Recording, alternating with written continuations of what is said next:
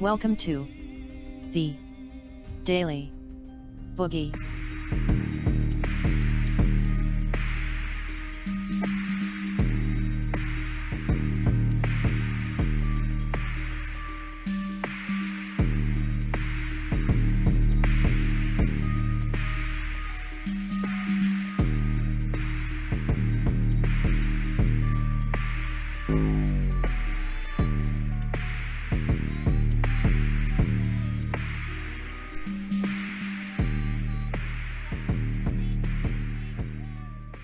With that said, it's time for The Weekly Stelter.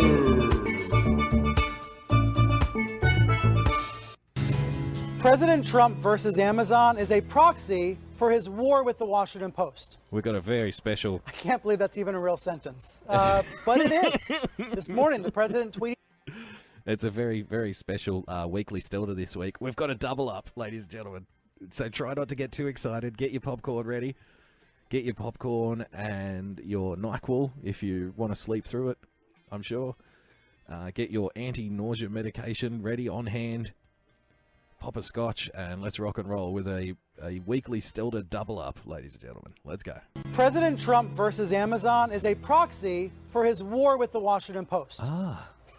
I can't believe that's even a real sentence, but it is. This morning, the president tweeting again, saying the Washington Post is far more fiction than fact. You can read the rest. I'm not going to read it out loud, but I do want to bring in senior editor Mark Fisher at the Washington Post. He's been covering this Amazon Trump thing going on, and now, Mark, we have this new tweet from the president. High energy guest, the editor of the Washington Post, ladies and gentlemen. Where he blasts the Post. Isn't this more evidence that when he complains about Amazon, he's really trying to do it to get under Jeff Bezos' skin about the Washington Post? Yes, why he's complaining about Amazon because it's all about the Washington Post, you see. It's more, this is further evidence of Donald Trump's attack on the free press. He's just trying to get under Jeff Bezos' skin because he hates the Washington Post so much. Thank you, Brian. Thank you for sorting that out. Well, yes, that's exactly right, Brian. Just as you showed earlier in the hour, the relationship between Fox and Friends and what the president then tweets, you can make the very same correlation looking at some critical Washington Post stories that somehow get under the president's skin, and then he immediately attacks the Washington Post and Amazon, pretending that they are the one and the same, when in fact they happen to share an owner, but nothing more. Of course, you're not a spokesman for the Post. You're a reporter. You've been writing about this issue for the paper this week. So let me take a look at what Trump said on Air Force One. This is an audio-only gaggle talking about Amazon. Amazon is just not on an even playing field. You know, they have a tremendous lobbying effort, in addition to having the Washington Post, which is, as far as I'm concerned, another lobbyist. Yep. Now, you had to report on this. What did you find? Is there any fairness to this claim? Well, no, it's an absurd claim, and obviously the Washington Post has done really a lot of critical reporting about Amazon, has really bashed some of its products and reviews. The Post has gone to some lengths to show its independence from Amazon, which happens to share the same owner. But what's really going on here is that the president, according to some people inside the White House, has a kind of a jealousy issue. Here we go with those famous Washington Post sources once again. I can't imagine why anybody would attack the Washington Post. You see, because the real reason that Donald Trump is talking about Amazon, ladies and gentlemen, is because Jeff Bezos owns the Washington Post. Like, the guys at the Washington Post don't have a victim mentality at all, do they? It's like... even when he's attacking Jeff Bezos about Amazon, it's really about us, you see. Like, it's about us here at the Washington Post. We're the victims. We're the ones, because we write anti-Donald Trump stuff, and that gets under his skin, and it makes him feel like he's being targeted. And, he attacks Jeff Bezos because Jeff Bezos owns us, but really, that's just rubbish. That's just rubbish. So, those famous WAPO sources. Let's go. People inside the White House has a kind of a jealousy issue with Jeff Bezos, where Forbes came out recently with its new list of the wealthiest billionaires. Yes, ladies and gentlemen, the President of the United States of America is really just jealous of Jeff Bezos. because Bezos is richer than he is. That's what all this is about.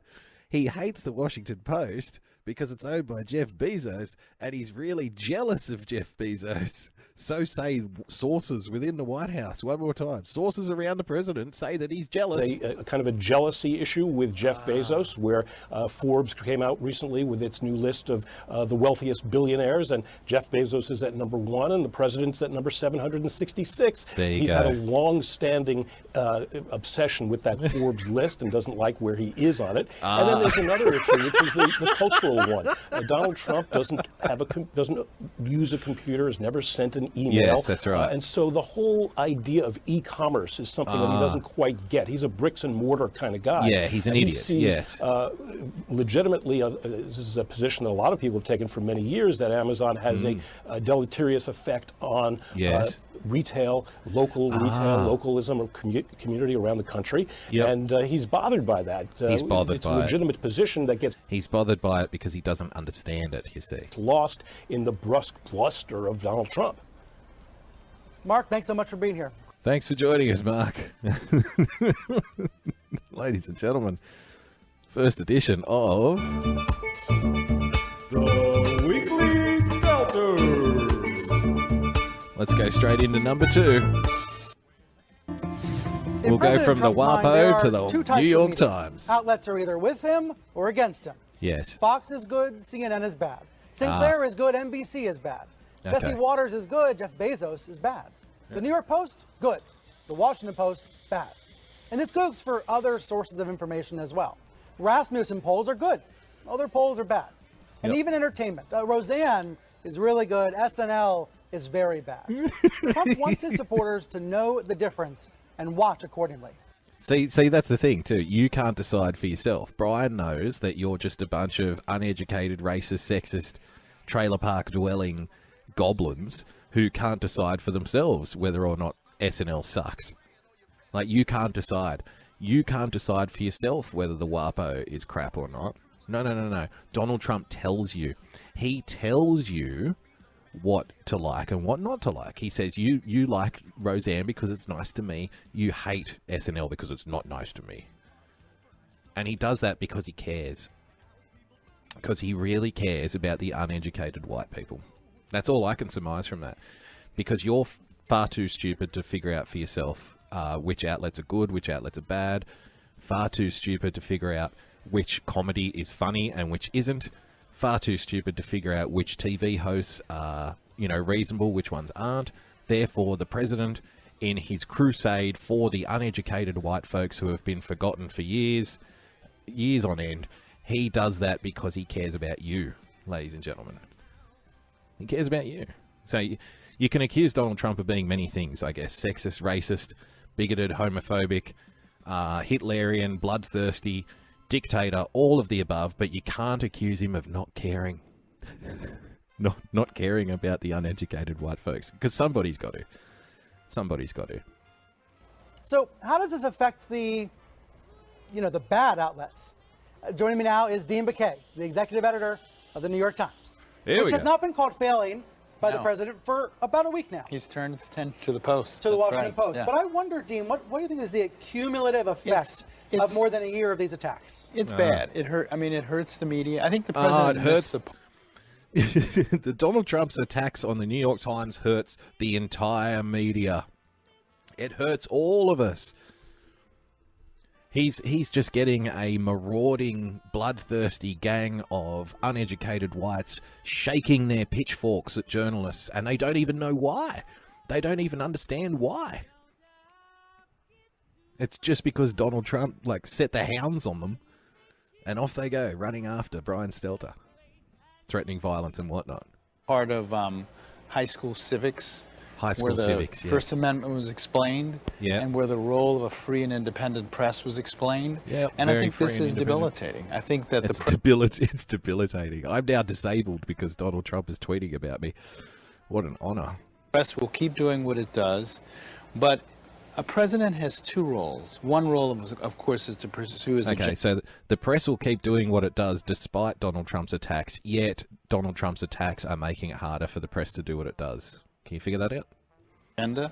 It's The other debilitating. role is to sort of build an understanding of the culture and to sort of create a culture. And if he creates a culture where Fox and Friends and Yes. Jesse Waters are regarded as serious journalism and the New York Times and the Washington Post are not, he will have done long-standing harmful effect on the country.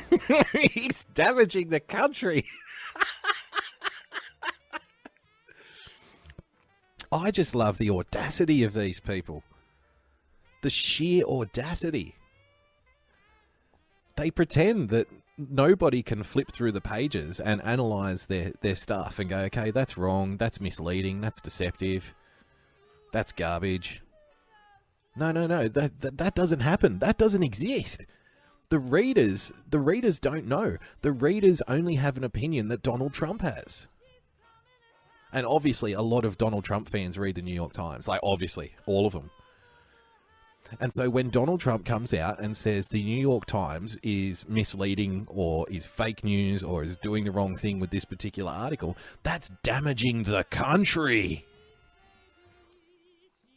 Like, it's almost like these guys think that they are some kind of journalistic Jesus getting pinned to a cross on a printing press for everyone. Like, we take these attacks from Donald Trump for you.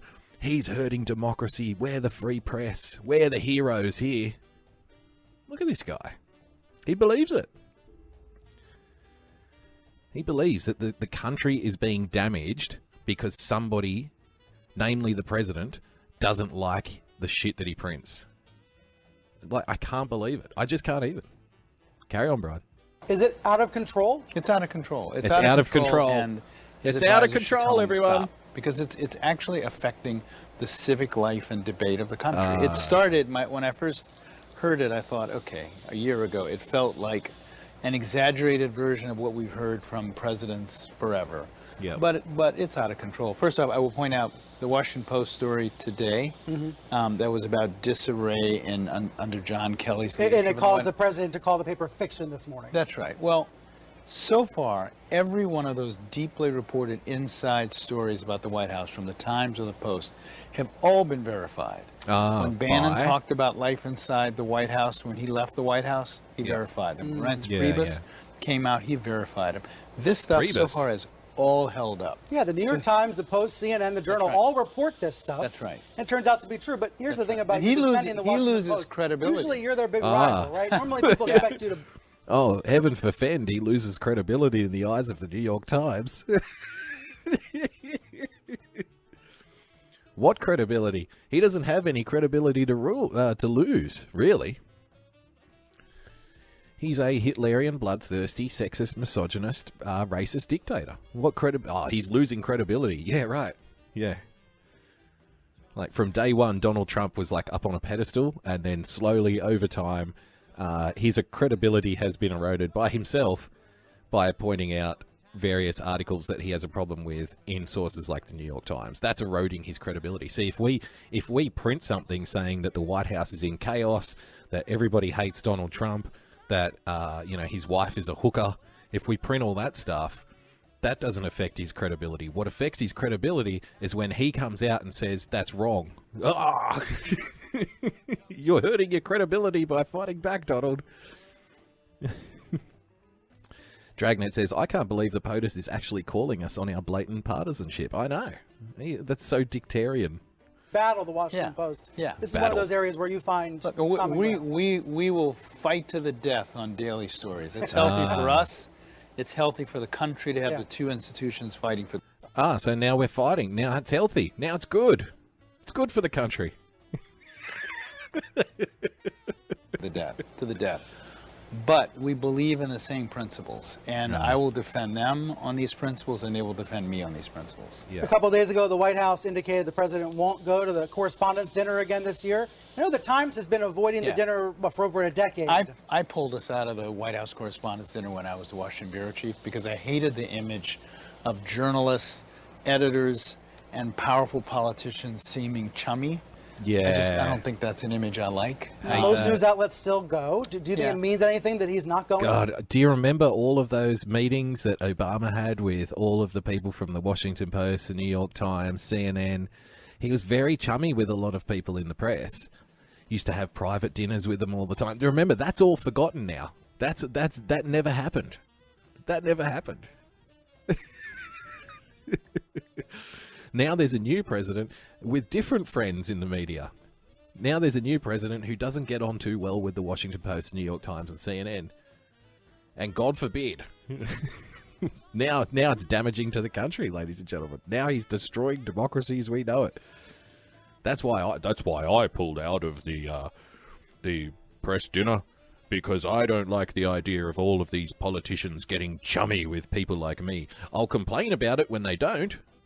I'll complain about it when the politicians say bad things about me, but I don't like it when politicians are chummy with people in the media. No, I have values and principles. I'm with the New York Times, dang blast it.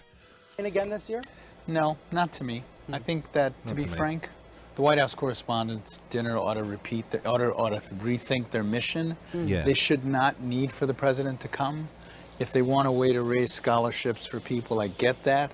But the whole public spectacle of the President of the United States, whether it's Donald Trump or Barack Obama or George Bush, because I did this before Trump was president, is not a good image for us. Our image should be we have a tense and questioning relationship with government, not that we sip champagne with them on Saturday night. Yeah. One of the questions I was seeing on Twitter for you for this interview was about Frankly. what it means to have the president criticizing the Times on a financial level. Yeah. Maybe we can put a couple of the stats up on screen about Let's the put some Times stats 2017 earnings, over $1 I love Brian's stats. Let's go. billion in revenue, which I think is a number that might surprise some people. And you're at the point where you have over 2.5 million digital-only subscriptions. Wow. Yeah. How much of that is the Trump effect? Some of it is. We had one of our best. Some of it. Some of it. Donald Trump's attacks on us are hurting us. I agree. Let's throw up some stats. Over $1 billion in revenue, 2.6 million digital-only subscriptions. Digital-only subscriptions up 46%. He's clearly hurting the New York Times with these heinous attacks on the free press. It's clearly damaging democracy as we know it, destroying the country, tearing it in two. Like large cracks are going to open up from the San Andreas Fault all the way across America, and all of the Trump supporters are going to fall into it, clutching their New York Times digital subscription receipts. I mean, look at all this damage he's doing to the New York Times. See, this is a key thing about Brian Stelter, ladies and gentlemen, that you have to get your head around. From 1 minute to the next, the truth, the facts can intertwine and swap over seamlessly. He's an absolute magician. He's an absolute magician. He should have a woman on stage, like on the set next to him, named Sharon, wearing a blue sparkly leotard. And he can say, in the beginning, Donald Trump's attacks on the New York Times are hurting the New York Times. And then he can say, if you'll just look at my assistant Sharon here for a moment, and then you look at Sharon, and then you come back, and these statistics are up on the screen. Ah, look at all the revenue that we're making. Is that the Trump effect? I thought the Trump effect was hurting the New York Times. Apparently, it's helping them. It's helping them, and it's hurting the country. Okay, I've got it nailed down. The Trump effect is hurting the New York Times because it's hurting the country at the same time that the New York Times are getting more subscribers. One can only surmise that more subscriptions to the New York Times is hurting the country. There you go. Done it. Done it.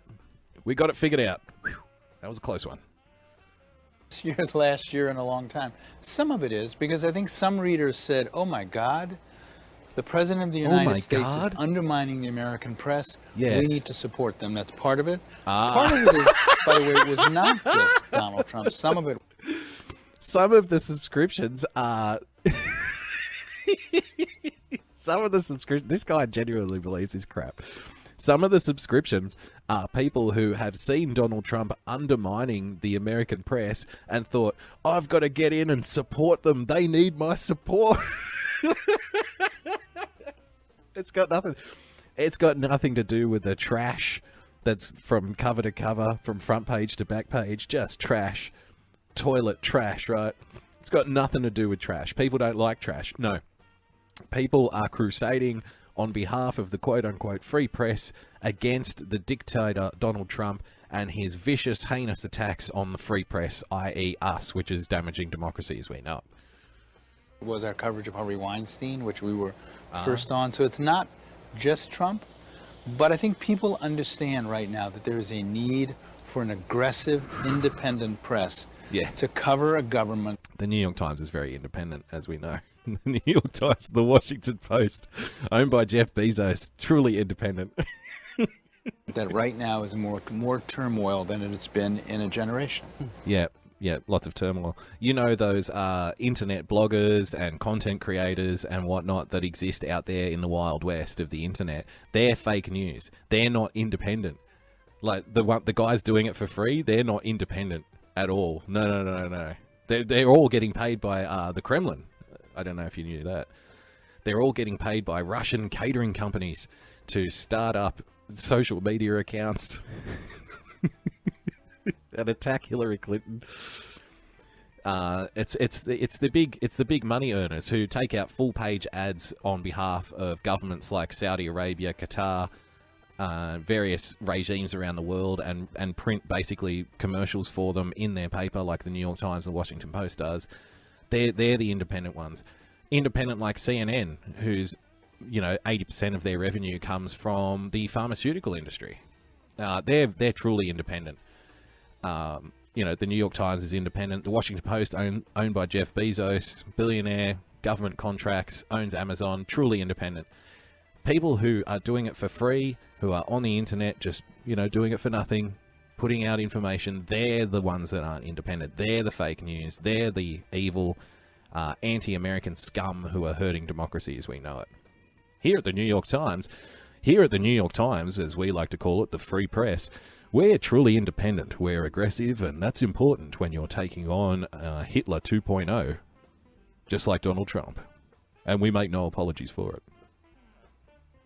Is it surprising to you that the turmoil that we haven't seen more of a calming influence in the White House? It's been more than a year, and the president's still promoting conspiracy theories about voter fraud, for example. I think the conventional wisdom might have been, things will get a little calmer after a year. I think we sometimes, the collective press, made the mistake. I mean, when Kelly was appointed, all of us made the mistake of saying, here's a guy who's going to calm things down. I think that's because we have this sort of narrative that White Houses go like that. Yeah, right. We have a narrative. This was not. Right. and I don't think Kelly was John. We got it wrong when we said Donald Trump was going to calm down when General Kelly got in. No, in reality, he's gone even more psycho.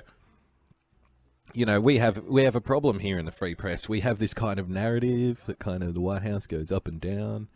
And, shame on us. What we really should have been saying from the get-go is Donald Trump is completely insane and it's all downhill from here. That's the truth. I mean, sorry guys. We got our reporting wrong. We thought it would be different, but it's not. Yep, that happened. Kelly's been able to calm it down, and I think this is going to be the next 4 to 8 years. This is going to be life in American politics. Let me ask you about local journalism as well, because really interesting stories developing this weekend. Your reporter, Cindy Ember, is writing about it. It's this Denver Post editorial that we can put on screen, basically saying, please save our paper. The paper is speaking out against its owner, the hedge fund Alden Global Capital, saying the Post must be saved. Basically, the staff is fed up by years and years of cuts, 30 more layoffs happening now. What can newsrooms like the... There's a very easy way to drive subscriptions, and that is to write stuff that people like. The New York Times understands this, and they understand their readership very well. It's a very, very basic economic fact of media. If you're printing stuff that people don't like, people aren't going to buy it to read it. It's very simple stuff. So I really... It gets my goat when I see journalists complaining and saying, oh, please save our paper.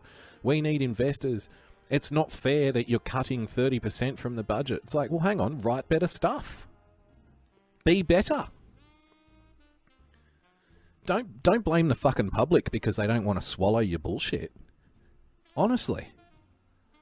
The Denver Post comes out, save our paper. It's not fair. It's not fair people aren't reading us. We're the free press. We're entitled. There's an entitlement mentality in the media. They think them and only them have the God-given right to tell you what to think, and if anybody else does it, it's an attack on democracy as we know it. It's destroying the country. Nobody else is allowed to have an opinion on what we do. We are the opinion gatekeepers. We hold all the keys. Our opinions are the only opinions, and that's the way it should be, damn it. Why? Because we're the free press. Free press. Unironically, the free press. Right? Times do to help local outlets? First, the biggest crisis in journalism is not Donald Trump's attacks on the Washington Post and the New York Times. We've changed We're our big, tune again. We can stand it. We can even thrive, and it can even inspire us. It's the biggest crisis is the. We've gone from this. Look, this is 6 minutes in. So, okay, again, in the first 2 minutes, Donald Trump's attacks on the New York Times and the Washington Post are undermining the free press and damaging the country as we know it. It's tearing democracy apart. Literally 5 minutes later, in the Brian Stelter vortex of unreality, it's, you know, the biggest worry that we have here at the New York Times isn't Donald Trump's attacks. In fact, that's good for us.